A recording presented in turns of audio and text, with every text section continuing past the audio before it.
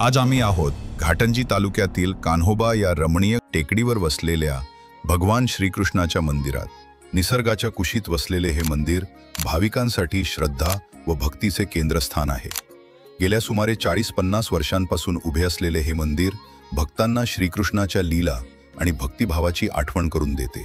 श्रीमद भागवत महापुराणात सांगितले आहे, यदा यदा हि धर्मस्य ग्लानिर्भवति भारत तदा आत्मानं सृजाम्यहम। म्हणजेच अधर्म वाढतो तेव्हा भगवान धर्मरक्षणासाठी अवतरतात। याच भूमीवर मथुरेत दुष्ट कंसाचा अंत करून धर्मरक्षणासाठी श्रीकृष्ण प्रकट झाले। कान्होबा मंदिरात दरवर्षी जन्माष्टमीला हा दिव्य प्रसंग आठवला जातो। संपूर्ण रात्रभर नामकीर्तन आणि भजनाचा अखंड नाद घुमतो आणि दुसऱ्या दिवशी भक्त एकत्र येऊन गोपालकाला महाप्रसादाचा आनंद घेतात। ही परंपरा भक्तांना एकात्मता व आनंदाचा अनुभव देऊन जाते। भगवान श्रीकृष्णाचा जन्म कारागृहात झाला। श्रीमद भागवत पुराण सांगते की वासुदेवः सुतं जितं कंसमृत्युम समर्पितम।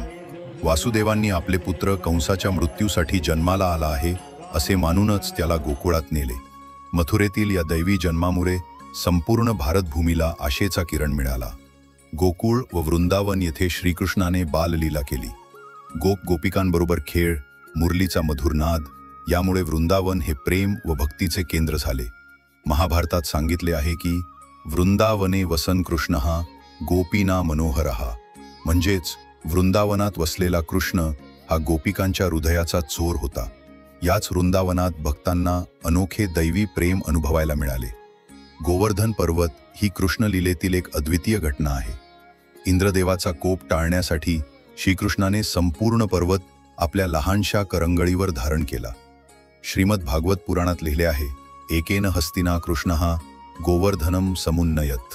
म्हणजेच एका हाताने कृष्णाने गोवर्धन पर्वत उचलून गोकुळवासियांचे रक्षण केले। आजही लाखो भक्त गोवर्धनाची परिक्रमा करून भक्तिभावाने नतमस्तक होतात। मथुरेतील जन्म, वृंदावनातील बाललीला आणि गोवर्धनातील संरक्षण या दैवी कथांची आठवण करून देणारे कान्होबा टेकडीवरील हे मंदिर घाटंजी तालुक्यातील भाविकांसाठी एक पवित्र स्थान आहे। येथे येणाऱ्या प्रत्येक भक्ताला श्रीकृष्णाच्या भक्ती, करुणा आणि दैवी कृपेचा साक्षात्कार होतो। प्रिय भाविकहो, कान्होबा टेकडीवरील भगवान श्रीकृष्णाच्या या पवित्र मंदिराचे दर्शन आणि श्रीकृष्णाच्या लीला ऐकून तुमचेही मन निश्चितच आनंदाने भारावून गेले असेल। भगवंताचा संदेश नेहमी प्रेम, एकता आणि भक्तीचा असतो। तोच संदेश आम्ही या छोट्याशा प्रयत्नातून तुमच्यापर्यंत पोहोचवण्याचा प्रयत्न केला आहे। जर तुम्हाला आमचे हे व्हिडिओ आवडले असतील तर कृपया आमच्या TCN न्यूज यूट्यूब चॅनलला सबस्क्राईब करा, लाईक करा आणि आपल्या मित्रपरिवारासोबत शेअर करा। तुमचे एक छोटेसे सहकार्य आम्हाला आणखी अशा धार्मिक, सांस्कृतिक आणि सामाजिक विषयांवर माहिती व जागरूकता घेऊन येण्यास प्रेरणा देईल। भगवान श्रीकृष्णाची कृपा सदैव तुमच्यावर राहो। जय श्री कृष्ण।